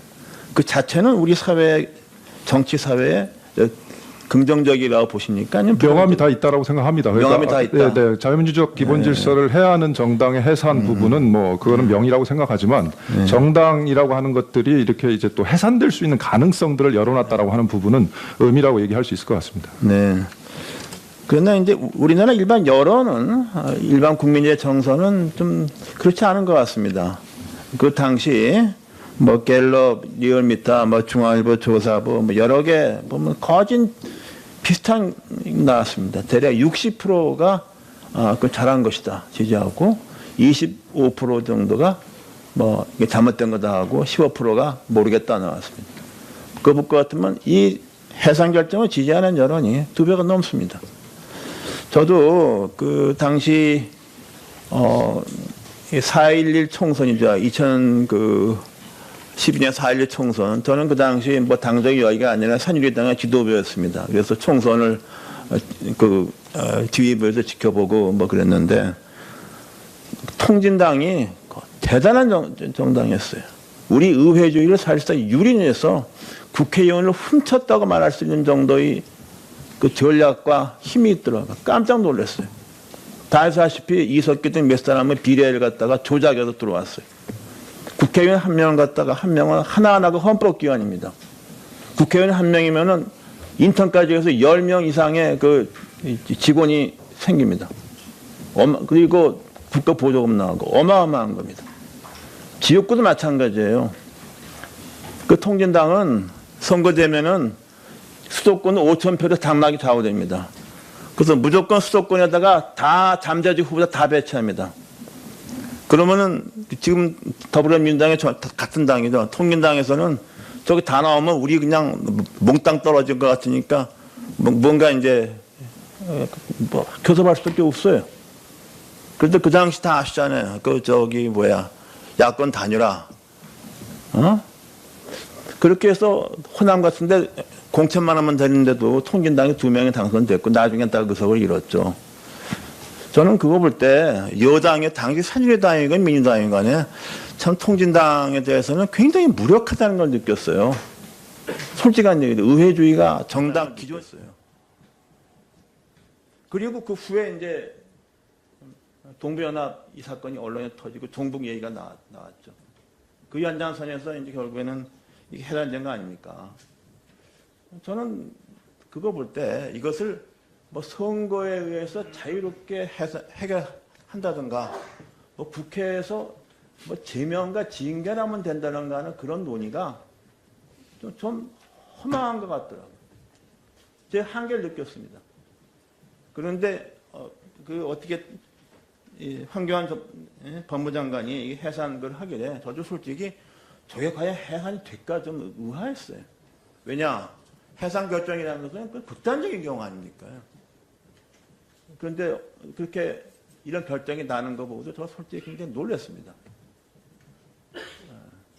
그래서 그 문제가 이렇게 굉장히 우리 그 정치사회에 굉장히 논쟁적인 겁니다. 그리고 그 논쟁의 한가운데에 서 있는 가장 중요한 분이 지금 헌재 소장 후보자입니다. 그래서 저는 헌법재판소 소장으로서 이렇게 논쟁적인 사람이 소장이 되는 게 합당한가 대해서 저는 그렇게 생각할 수가 없어요.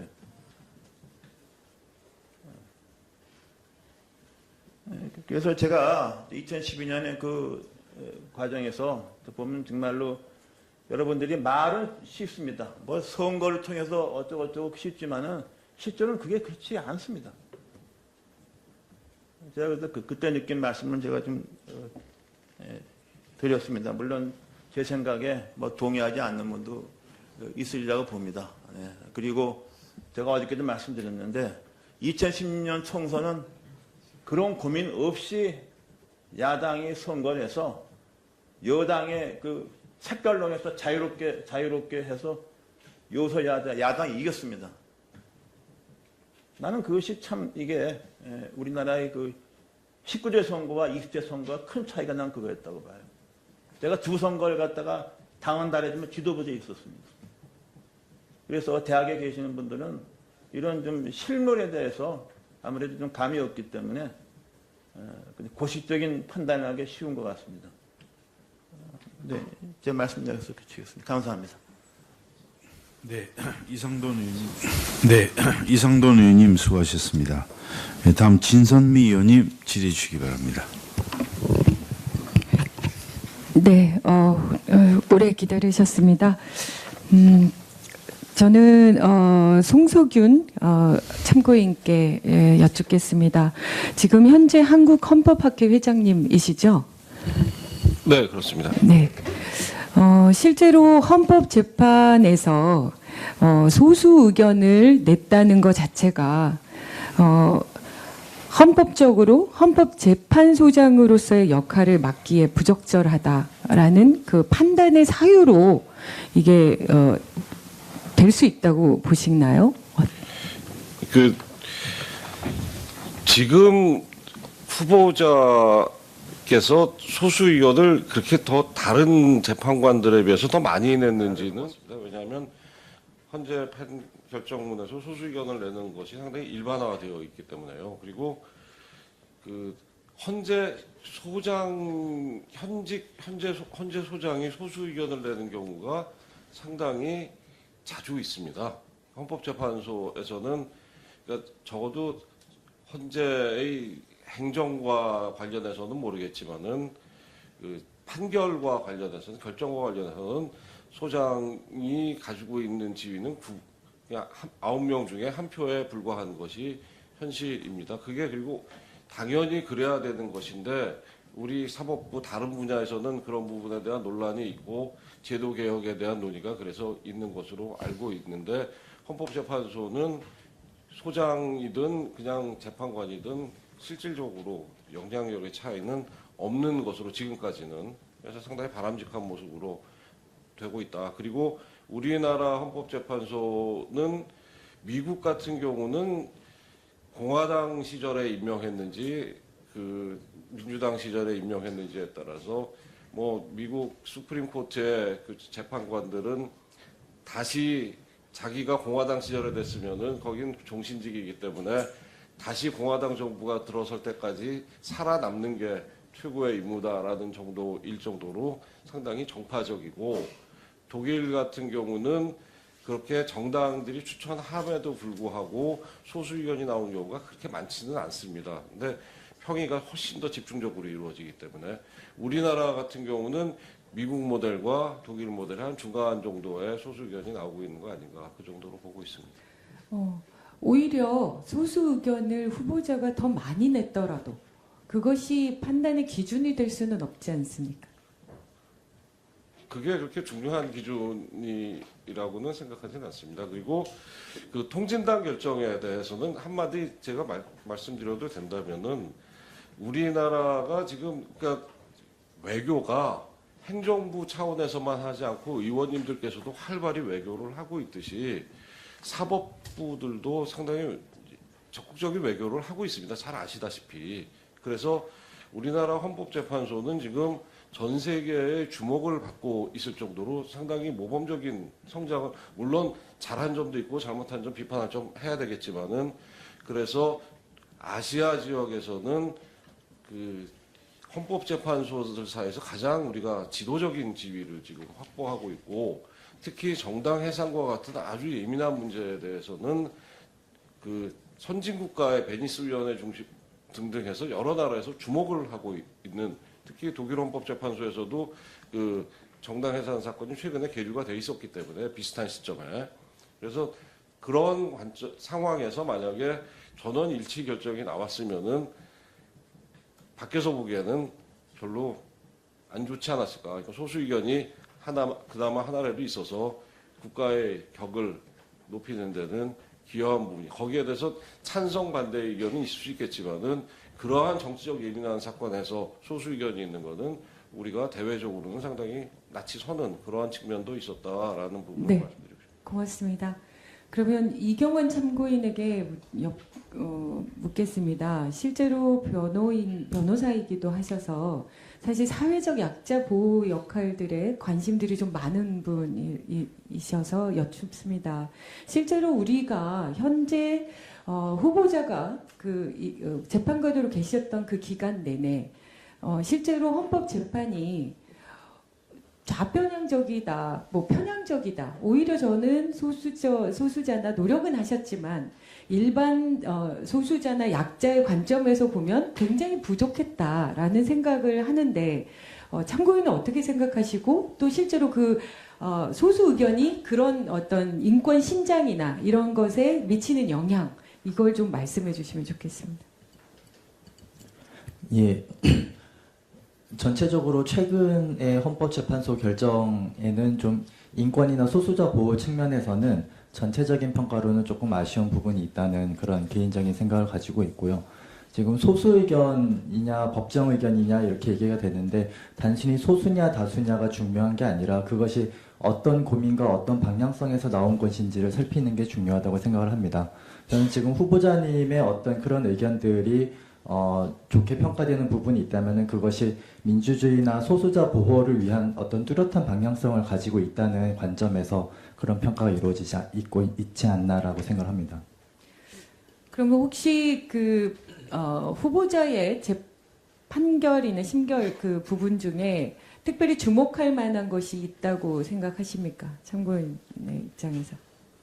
예, 그 저의 개인적인 측면에서는 제가 군판사인 시절에 군형법 92조의 6, 당시에는 92조였는데 그 동성 간에 합의된 성행위를 처벌하는 규정에 대해서 제가 위헌법률 심판 제청을 한 일이 있어서 근데 이제 그 당시 결정에는 관여하시지 않았지만 2016년 결정에서 이제 소수 의견으로 위헌 의견을 내셨습니다.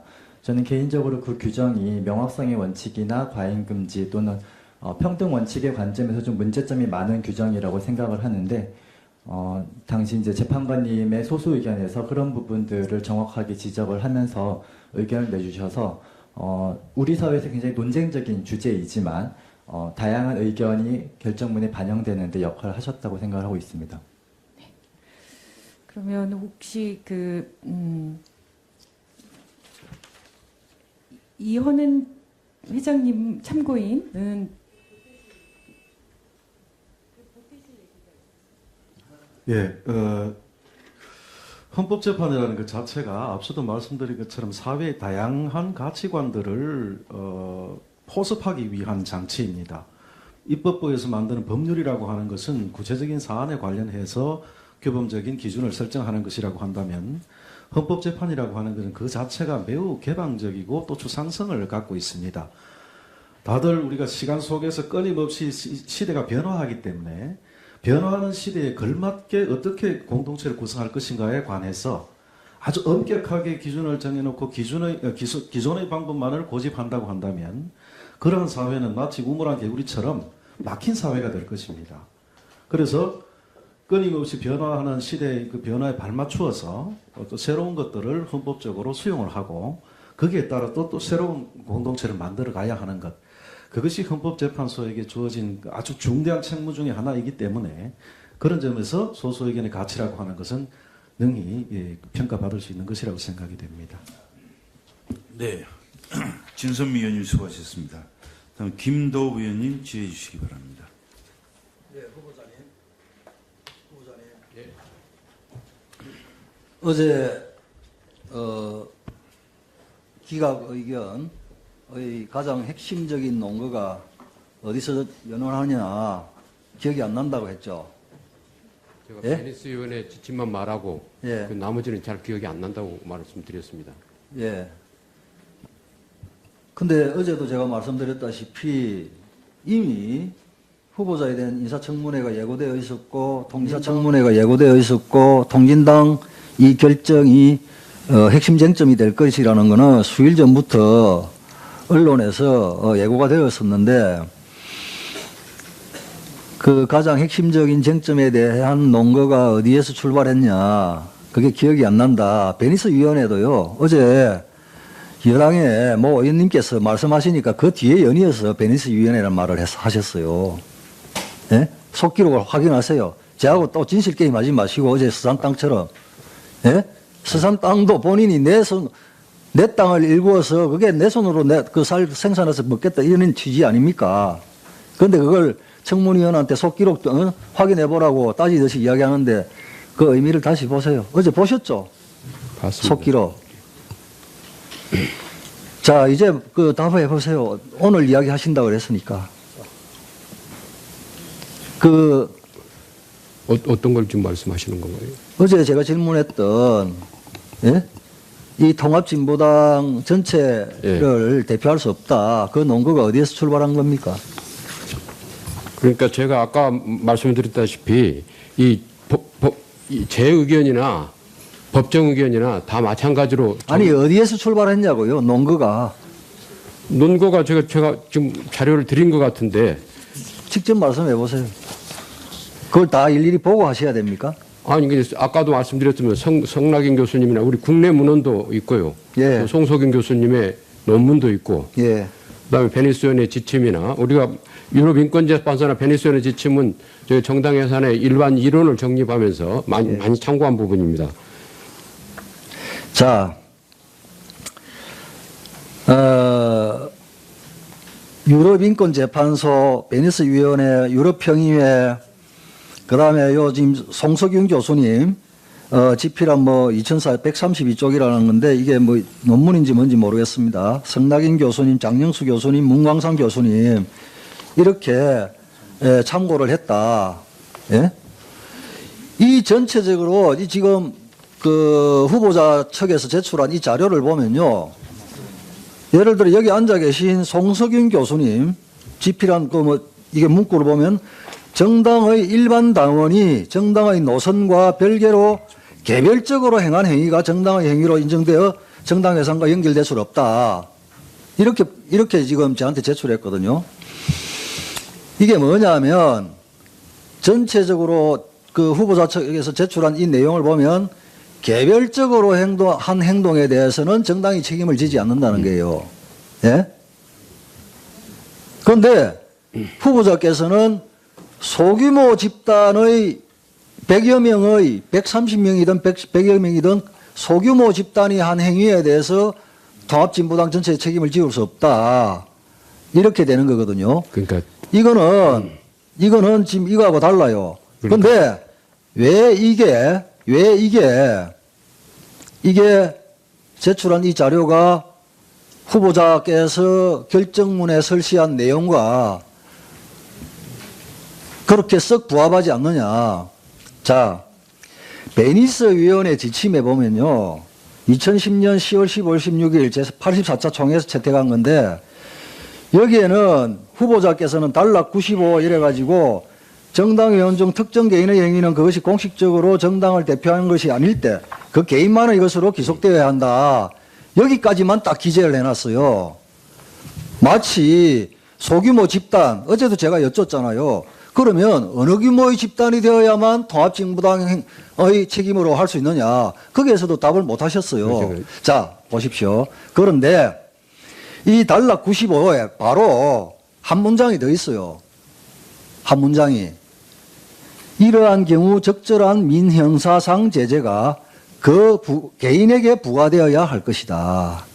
즉, 이 지금 제출한 이 부분들은 지금 예를 들어 우리 장영수 교수님 같은 경우도 개인의 일탈행위 이렇게 나오는 게요. 그걸 말하는 것이 그러니까 개인의 행위를 정당의 책임으로 전가할 수 없다는 것이지 정당을 주도하는 사람 이석기와 그 국회의원들 이석기와 통합진보당 정인께서 후보자께서 여기에 180쪽에 설치할 동안에 민주노동당의 연역에 대해서 역사에 대해서 쭉 하면서 분당에 대해서 쭉 해놨어요. 분당을 하면서 거치면서 노회찬, 심상정 의원 이런 분들이 다른 당을 하지 않습니까? 그죠? 그분들, 그러니까 이석기 일당이 주도 세력이 아니다. 그런데 이 결정문에도 심상정 의원, 노회찬 의원, 조성수 전 의원 이런 분들이 이 사람들이 주도 세력이다. 가담했던 분들이 직접적으로 이야기하고 있는 거예요. 그러니까 주도 세력이라는 것도 이러한 증거가 있음에도 불구하고 부정을 해버리고 소규모 집단도 그러면 어느 정도 집단이 되어야만 진보당의 책임이냐 거기에 대해서 답도 안 하시고 제출한 자료는 제가 아무리 봐도 개별적인 일반 당원 예? 장영수 교수님, 성낙인 교수님, 문광상 교수님 이거는 평당원 후보자의 논리가 여기 이 자료를 가지고 후보자의 결정문이 생산될 수 없다. 제가 예? 저도 답변할 기회를 답변해도 되겠습니까? 자, 연이어서 할 건데요. 이제 마지막에 가면은 후보자는 이렇게 합니다. 해산되어서는 안 되는 논거 쭉 지금 한 10가지 이상 되는데 제가 한 가지만 대표적으로 하고 통진당이 우리 사회의 정치적 역량을 성장하게 만드는 자원임을 재차 강조해도 부족함이 없다. 이게 통진당이 해산되어서는 안 되는 이유 중에 하나입니다. 기억나십니까? 기억납니다. 여기에 대해서 통진당이 우리 사회의 정치적 역량을 성장하게 만드는 자원임을 재차 강조해도 부족함이 없다. 이거 본인이 직접 문장을 만든 겁니까? 제가 쓴 부분입니다. 예. 그러니까 직접. 제가 쓴 부분입니다. 그 부분을. 직접 이 문장을 만들었냐고요. 무슨 말씀인가요? 아니 이 문장 저는 처음 보는 문장이고 해서 이 문장을 본인이 직접 만들어서 이렇게 결정문에 기재를 하셨냐고요. 제가 결정문에 기재한 겁니다. 예. 아니, 직접 만드셨냐고 묻지 않습니까? 문장을 작문을 하셨냐고요. 그러니까 무관 도움을 아니 그러니까 이걸 후보자님께서 이 문장을 직접 작문을 하신 겁니까? 그래서 직접 기재를 하신 겁니까? 두 개를 묻습니다. 글쎄요.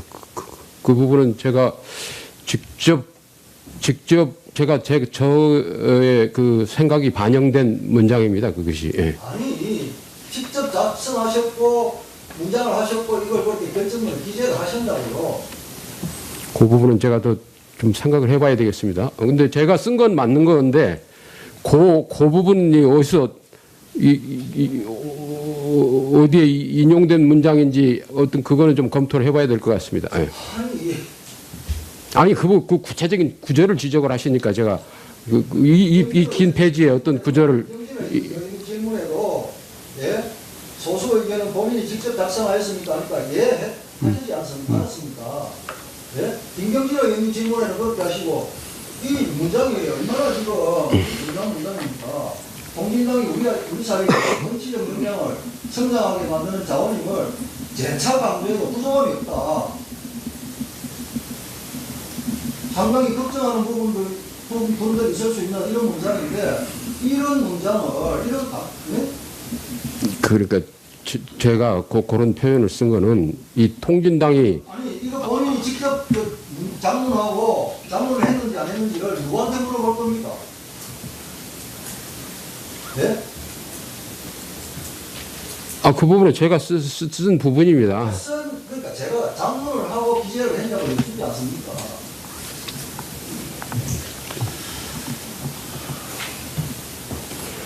하여튼 제가 그걸 쓴 거는 질문에 답을 좀 해주십시오. 직접 장문을 하고 기재를 한 겁니까? 그러니까 제가 그 내용을 쓴 부분은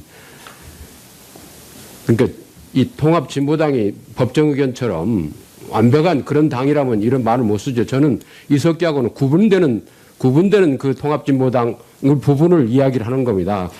그래서 이 당이 좀 우리 생각에 좀 마음에 안 들더라도 이런 건 우리가 같이 가지고 있는 게 우리 관용이다. 이게 민주주의 관용이다. 이런 이야기를 쓴 겁니다. 개혁을 하라고 하시는 내가 말씀드리는 게 아니고 직접 장문해서 결정문에 기재를 하셨냐고 그걸 내가 묻는데 자꾸 운동을 말씀을 하시니까 그 부분을 한번 말씀을 다시 한번 해주세요. 내가 찾아봐가지고 말씀을 드리겠습니다. 제가 다시 한번 읽어드릴게요. 3년도는 제가 직접 찾아서 보여드릴게요. 통진당이 우리 사회의 정치적 역량을 성장하게 만드는 자원임을 재차 강조해도 부족함이 없다. 네, 그런 것 같습니다. 제가 쓴 것 같습니다. 예. 장문을 하고 기재를 하면 맞습니까? 그렇습니다. 알겠습니다. 네. 김도우 의원님 수고하셨습니다. 그리고 제가 좀 답을 지금 답까지 답변하셨는데 또 아까 할 게 있습니까? 중간에 물어본 말씀에 대해서 말씀하십시오.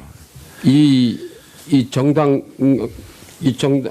그 어떤 기준에 의해서 정당 기관의 행위나 주요 정당 관계자 당원의 행위를 정당에 귀속시킬 수 있는지 요 부분은 저만 따로 의견을 가진 게 아니라 저나 법정 의견이나 이 의견을 같이 간 겁니다. 우리 헌재 결정을 보면 아까 저도 말씀드렸습니다. 아까 그 당 대표나 대의기구인 당대와 중앙위원회, 집행기구인 최고위원회, 원내총회, 원내대표 활동 등 이런 부분은 같이 기준을 같이 본 겁니다. 다수 의견과 같다는 말씀. 네, 저는 왜냐하면 같이 본 겁니다. 이 기준은 제가 뭐 독자적인 기준을 만들어낸 게 아닙니다. 네, 알겠습니다. 그리고 이 기준은 아까 제가 말씀드린 전거로 삼았다는 그 부분은 그대로 베낀 것도 아니고 저희 재판관들이 이 부분을 만들어낸 겁니다. 그래서 전체적으로 어떻게 귀속시키는지 구체적으로 따져봐가지고 이 기준을 만들어서 애써서 만들어서 지금 이 기준을 만들고 다만 이 기준에 부합하느냐 안 하느냐 이 부분을 가지고 거기서 차이가 난 거지 제가 무슨 독자적인 기준을 만들어서 제 의견을 하기 위해서 그런 건 아닙니다. 그리고 어디까지나 이 정당 해산 결정은 해산 결정이 우리 헌법재판소의 결정입니다. 저는 하나의 소수 의견에 불과한 겁니다. 이 사건에서는. 예. 예, 김도우 의원님 수고하셨습니다. 이상으로 오전 질의는 마치고 오찬과 정회를 하도록 하겠습니다. 그리고 참고인들은 지금 대부분의 참고인들께서는 아마 오전의 출석으로서 족할 것으로 보이는데 한두 분에 대해서는 간사들 좀 협의를 좀 해야 될 일이 있는 것 같습니다. 잠시 나중에 별도로 안내를 해드릴 테니까 좀 기다려 주시면 좋겠습니다. 정회를 선포합니다. 그리고 오후 회의는 3시에 개의하도록 하겠습니다.